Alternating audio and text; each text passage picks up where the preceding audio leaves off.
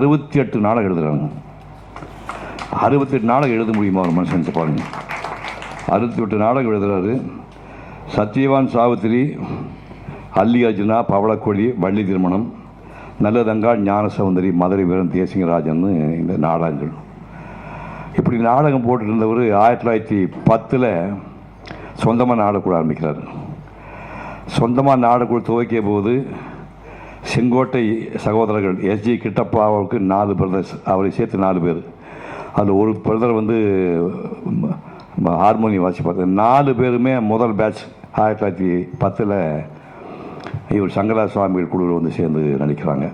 அதுக்கப்புறம் கும்பகோணத்தில் வந்து வேல்நாயர் ஒரு நாடக குழுவில் தமிழ் ஆசானாக போய் இங்கே நம்மால் சங்கரா சுவாமிகள் சேர்றாரு. 1917 கேபி சுந்தராம்பாள் ஒரு 9 வயசு பொண்ணு, அது வந்து இந்த வேல்நாயர் நாடக கம்பெனியில் சேர்ந்து ஆசான் வந்து சங்கரா சுவாமிகள். பாலபாட், ஸ்ரீபாட், ராஜபாட் என்று ராஜபாட்னா ஆம்பளை வேஷம் போடுறது. இந்த 3 வகையான வேஷங்களை போட்டு கலக்கன பெண்மணி கேபி சுந்தராம்பாள் அம்மையார். ஒரு ஃபர்லாங் நீளத்துக்கு 1 ஃபர்லாங் தூரத்துக்கு மைக்கு டாட்டா இங்கே பாடினா 1 ஃபர்லாங் தூரத்துக்கு கேட்கணும். என்ன மாதிரி வாய்ஸ் இருக்குன்னு நினச்சிப்பாங்க. அந்த மாதிரி நடித்தவங்க இங்கே நாடகமெல்லாம் போட்டு இவங்க நேராக சிலோன் போடுறாங்க. சிலோனில் ஏற்கனவே எஸ்ஜி கிட்டப்பா ஒரு நாடகம் போட்டு இந்த ஆள் மாதிரி 6.5 கட்டையில் எவனுமே பாட முடியாதுன்னு பேர் வாங்கியிருக்கான். அந்த அவர் பாடிட்டு ஊருக்கு போயிட்டாரு. இந்த அம்மா போய் பாடினா பழையபடி இன்னும் இந்த அம்மா அந்த ஆளை மிஞ்சிமா போல இருக்குது அப்படிங்கிற மாதிரி இந்த அம்மா அப்புறமா பாடுறாங்க. இப்போ 2 பேர் ஒரு நாள் மேடையில் பாடும்போது நீயா நானா யார் பெரியவனா, நீயும் பெரியவ தான் நானும் பெரியவன் தான் அப்படின்னு முடிவு பண்ணி 2 பேர் காதலிக்க ஆரம்பிக்கிறாங்க. அவர் ஐயர், இந்த அம்மா எங்கள் கம்யூனிட்டி கவுண்டர், திருமுடி கவுண்டர்னு பேர் இவங்க. அவர் ஏற்கனவே கல்யாணமானவர். கல்யாணமாகி 2 வருஷம் ஆயிடுச்சு. ஆனால் இந்த அம்மாவை கல்யாணம் பண்ணிக்கிறாரு. கல்யாணம் பண்ணிட்டு கொஞ்ச நாள் சேர்ந்து இருக்காங்க. அதுக்கப்புறம் செங்கோட்டை போனவர் திரும்பி வரவே இல்லை. ஒரு 5-6 நாள் வாழ்ந்துட்டு போயிட்டார். இந்த அம்மாவுக்கு 1 வருஷம் கழித்து ஒரு ஆண் குழந்தை பிறக்கிறது. ஆண் குழந்தை 11 நாள் இருந்துட்டு அந்த குழந்தை செத்து போகுது. அந்த குழந்தை கூட பார்க்கறதுக்கு வரல. 3 வருஷம் பிரிஞ்சுருந்தாங்க. 3 வருஷம் கடைசியில் சேர்ந்து வாழ்ந்தாங்க. சேர்ந்து வாழ்ந்த காலத்தை குடிப்பழக்கம் அதிகமாக போய் அவரால் மேற்கொண்டு வாழ முடியாமல் அவர் மரணம் அடைஞ்சிடறாரு. அவரோட அஸ்தியை கொண்டு போய் காசியில் இந்த அம்மா கரைச்சிட்டு, அம்மா கருப்பாக இருப்பாங்க, விபூதி வெள்ளச்சேலைன்னு வீட்டுக்குள்ளேயே முடங்கி கிடக்கிறாங்க. இப்போ காமராஜோட குருநாதர் சத்தியமூர்த்தி, நீ மாபெரும் கலைஞர், உன் வாழ்க்கை வீணாக போகக்கூடாதுன்னு கல்கத்தாவிலேருந்து ஹசன்தாஸ்னு ஒருத்தர் படம் எடுக்கிறாரு. அவரை கூட்டிகிட்டு வந்து இந்த அம்மா வச்சு நீ படம் எடுக்கிறாரு. இந்த அம்மாவுக்கு நடிக்கிறதுக்கு இஷ்டம் கிடையாது. இல்லை நீங்கள் நடிக்கணும் போது இந்த மாதிரி எக்குத்தப்பா பணம் கேட்டால் நிச்சயமாக விட்டுட்டு போனான்னு சொல்லிட்டு 10,000 ரூபா கேட்டாலும் அதிகம். 1 லட்சம் ரூபா கேட்குறாங்க அந்த அம்மா. 1 லட்சம் கொடுப்பீங்களா அப்படின்னு இந்த ஆள் ஓடி போய்டுவான்னு பார்த்தா கொடுக்குறேன்ட்டான். அப்படி கொடுத்தது தான் 1934 நந்தனார் என்ற ஒரு படம். 1934 இந்த சங்கரா சுவாமியுடைய பவளக்குடியை தான் டாக்டர் கே சுப்பிரமணியம் வாங்கி தியாகராஜ பாதர் ஹீரோவை போட்டு எஸ்டி சுப்புலட்சுமி ஹீரோயினாக போட்டு அதை நாடகமாக போடுறது. அது வந்து 1000 ரூபா கதாநாயகி, 1000 ரூபா, தியாகராஜ பாதருக்கு 500 ரூபா, டாக்டர் பொண்ணுக்கு 750 ரூபா, ஹீரோவுக்கு, டைரக்டருக்கு 500 ரூபா. இப்படி எடுத்த படம் வந்து 50 பாட்டோட பவளக்குடி. இவர் வந்து 750 ரூபா வாங்கும்போது இந்த அம்மா வந்து 1 லட்சம் ரூபா வாங்குறாங்க. அப்படிப்பட்ட பெண்மணி தான் 1953 அபயா படம் நடித்ததுக்கு 4 லட்சம் ரூபா 1953 சம்பளம் வாங்கின இந்திய வரலாற்று எந்த நடிகன் கிடையாது. 53 வந்து இந்த அம்மா வந்து 4 லட்சம் ரூபா சம்பளம் வாங்கினாங்க. அப்படியே பல படங்களில் போயிடுச்சு. கவுஞ்சடிக்கலாம் நடித்தாங்க கலைஞர் படத்தில்.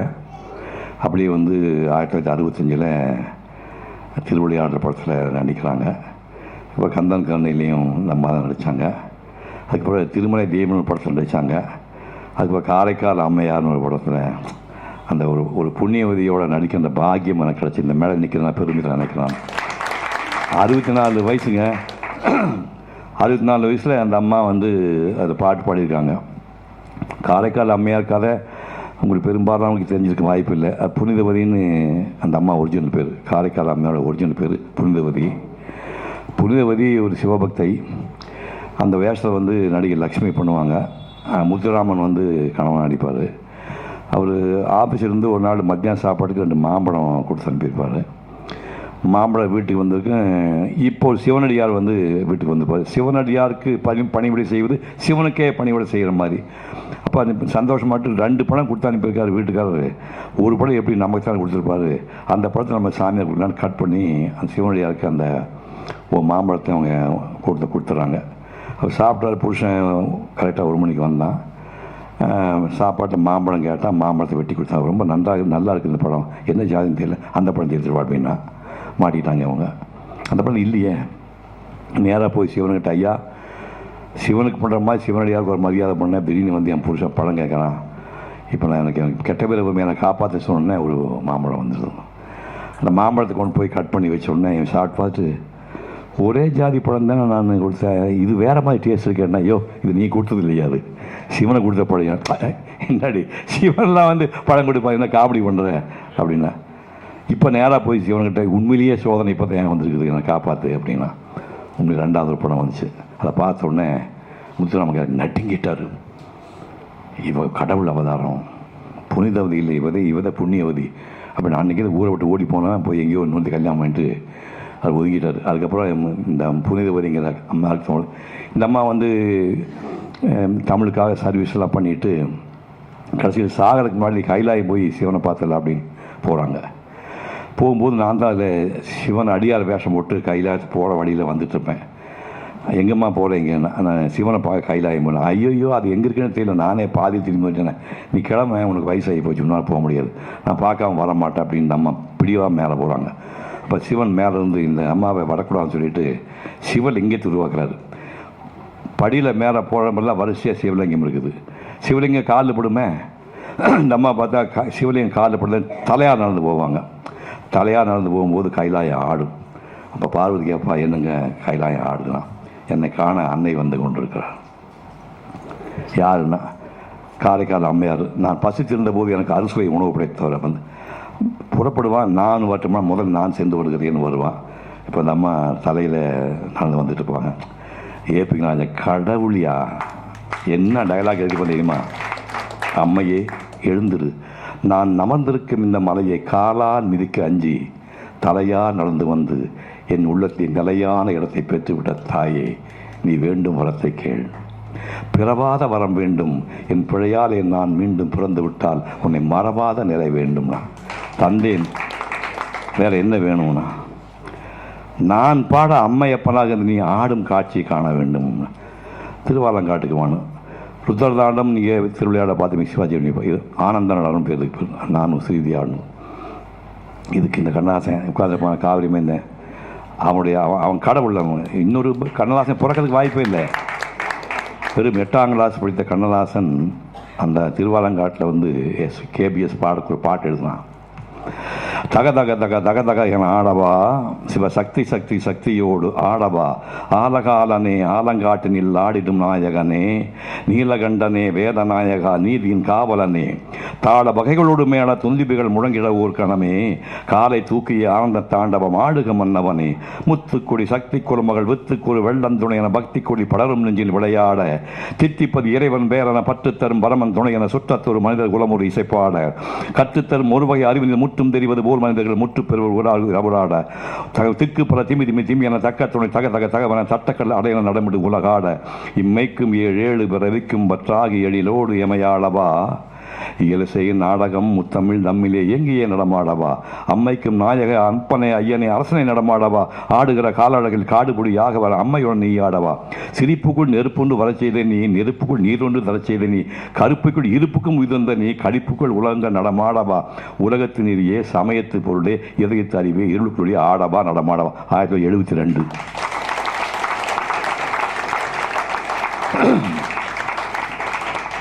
மூச்சு முட்டுறது ஜெமி ஸ்டுடியோவில் ரெக்கார்ட் பண்ணோன்னு ஏபிஎன் கூப்பிட்டு, எப்பா மூச்சு முட்டுறதுப்பா இவ்வளவு கடினமான பாட்டாக இருக்குது, யார் ஆட போகிறாங்க நீ சொல்லவே இல்லையா அப்படின்னா. அவர் ஸ்னேக்கா ஸ்ரீவதியா ஆடுறதுக்கு மாம்னா அது எம்எல்ஏ வருஷம் மாதிரி பொண்ணு, அதை 5 வருஷம் டான்ஸ் ஆடுறது சிவன் பேஷ யாரான்னு சொல்லிடுறேன் உஷாராயிட்ட ஏபிஎன்.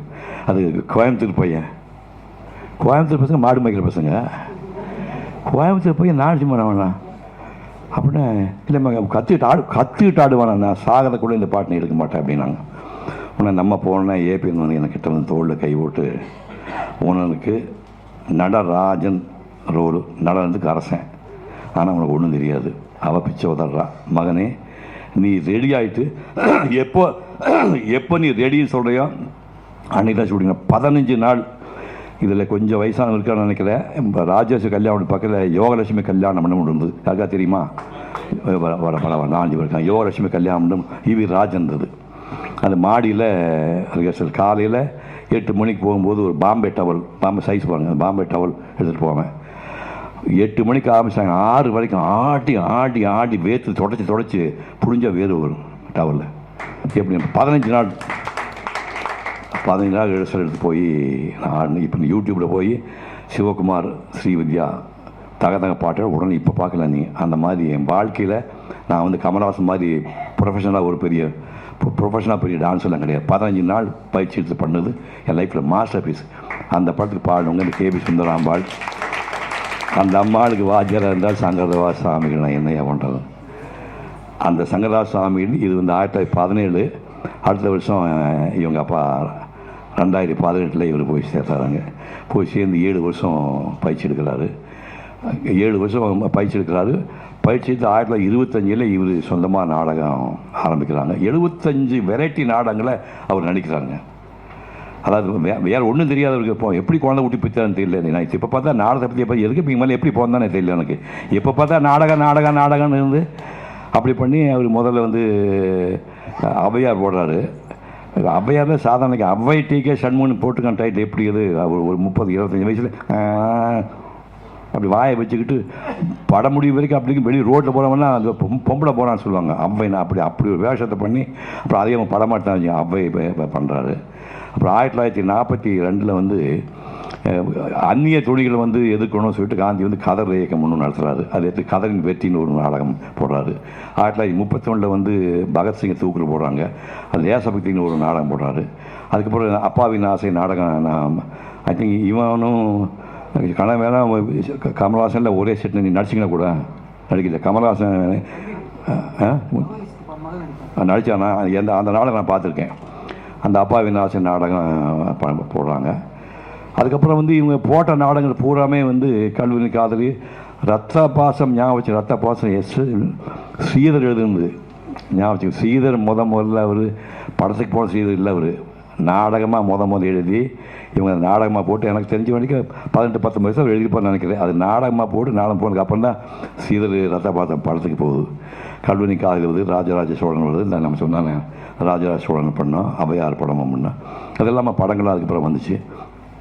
நாடகங்கள் வந்து இன்றைக்கு மாதிரி இல்லை. அன்றைக்கி வந்து இலங்கைக்கும் கோலாலம்பூர் சிங்கப்பூர் போய் போடுறது, டெல்லி பாம்பே கல்கட்டா நாகப்பூர் பெங்களூர் திருவண்ணாமலை நாடகம் போடுறது சாதாரண விஷயம் இல்லை. அப்படியெல்லாம் போட்டு பெரிய சாதனை பண்ணுறாங்க. அப்புறம் 1941 அவருக்கு மதுரை முத்தமிழ் கலா வித்ரத்ன பட்டம் கொடுக்குறாங்க. அப்புறம் 1960 வந்து கலைமாமணி பட்டம் வாங்குறாரு.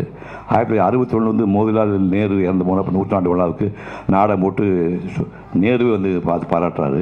அதுக்கப்புறம் 1967 வந்து கோலாலம்பூரில் முதல் உலக தமிழ் மாநாட்டு கலை உலக பிரதிநிதியாக வராரு.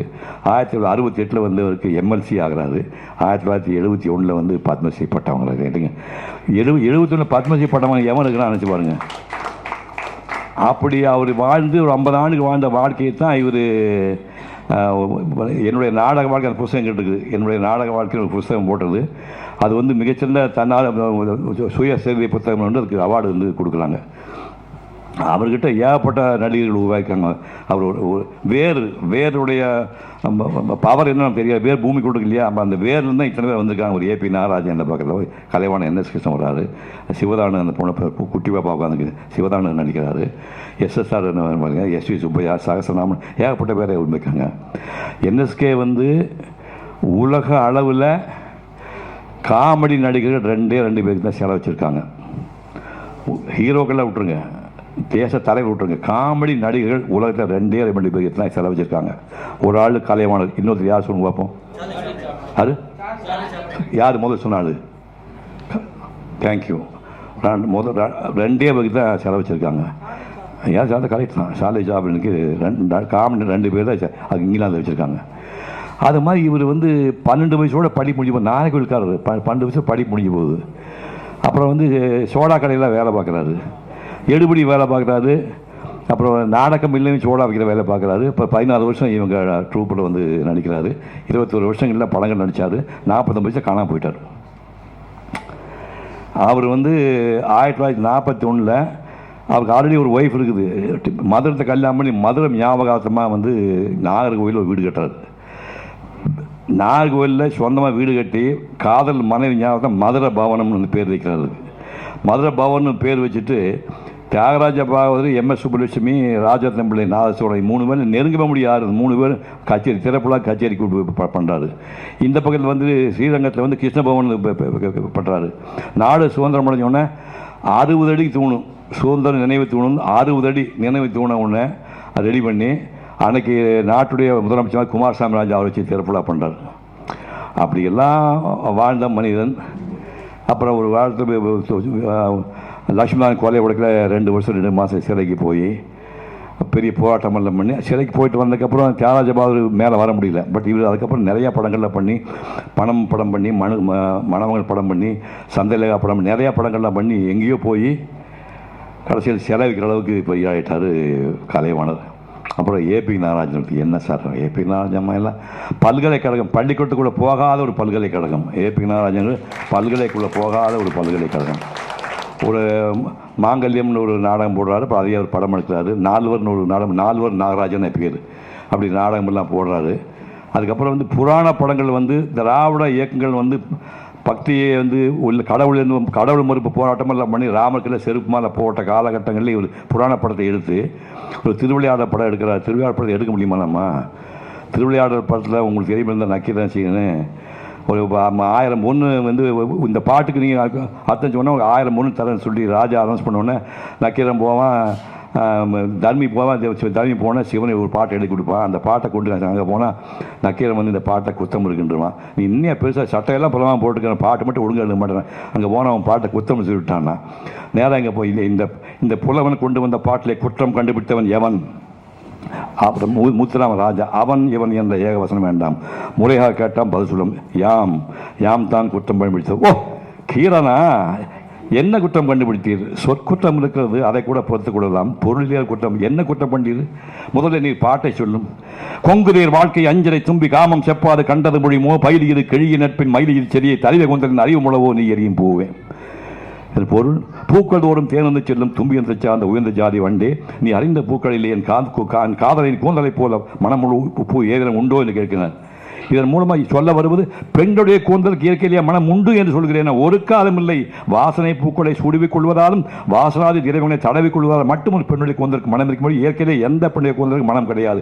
உத்தம ஜாதி பெண்களுக்கு 7 லோகத்து பெண்களுக்கு நிலைதான். பாக்களை ஏற்ற ஒரு நாவிலே குடியிருக்கிறாள் கலைமகள். அவளுக்கு கலைமகள் என்ன? நான் அன்றாடும் வழி மலைமகள் அலைமகள் எல்லோ நிலைமை தான் நக்கீரா அப்படின்னா புலவரே நீரை முக்கன் முதல்வன் ஆகல நெக்கிட்ட நெற்றிக்கண்ணை திறக்கிற குற்றம் குற்றமே அங்கம் புள்ளிபட அழுவாளி நெய் பூசி பங்கப்பட இரண்டு கால் பரப்பி சங்கரனை கீரன் அறுக்கும் நக்கீரனோ என் கல்வி ஆராய்ந்து சொல்லத்தக்கவன் சங்கருப்பது எங்கள் குலம் சங்கரனார் ஏது குலம் சங்கை அறிந்துண்டு வாழ்வோம் அரணே உன்போல் ஏறுண்டு வாழ்வு போடாம ஒப்பம் என்றார். இதெல்லாம் நீங்க பார்த்து சிவனன் சிவன் அடிக்கிறமா அந்த நக்கீரம் போடுற சவுண்டை பார்த்தா சிவனன் இப்படி எல்லாம் வந்து வாசனை பண்ணி படம் எடுத்து இதே சீனை வந்து நான் பெற்ற லெவல்னு படம் 1954 வந்து நினைக்கிறேன். நான் பெற்ற லெவலில் இதே சிவாஜி கணேசன் இது வந்து ஏபி நாராயணன் போட்டார். ஏபி நாராயணன் வந்து நக்கீரன் போட்டார், சிவாஜி போட்டார். அதில் வந்து நக்கீரன் சிவாஜி அதை யாரை பார்த்துக்கீங்களா நீங்கள்? நான் பெற்ற லெவல் இப்போ பாருங்கள். நக்கீரனும் சிவாஜி பண்ணுவார், சிவன் சிவாஜி பண்ணி அது ஏபி நாராயணன் தான் வசனம் எழுதுந்து. அதுக்கப்புறம் இப்போ கிட்டத்தட்ட 20-25 கழிச்சு இந்த படம் பண்ணியிருக்காங்க. அப்படி அவர் படம் பண்ணார். அவர் தான் எனக்கு கந்தன் கருணை படத்தில் 32 பேருக்கு வேஷம் கொடுத்தாங்க.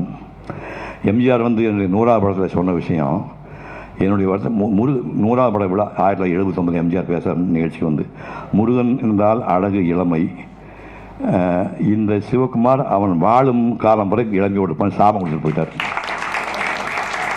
79 தான் சாபம் கொடுத்தேன். எனக்கு 85 வயசு ஆகுது. கிழமை தெரியுது அவனுக்கு சாபம் கொடுத்துட்டு போயிட்டான். இதுக்கு வந்து 35 பேர் டெஸ்ட் எடுக்கிறாங்க. 35 பேர் சேர்ச் காலத்தில் வந்து எனக்கு அந்த வேஷம் வந்தது.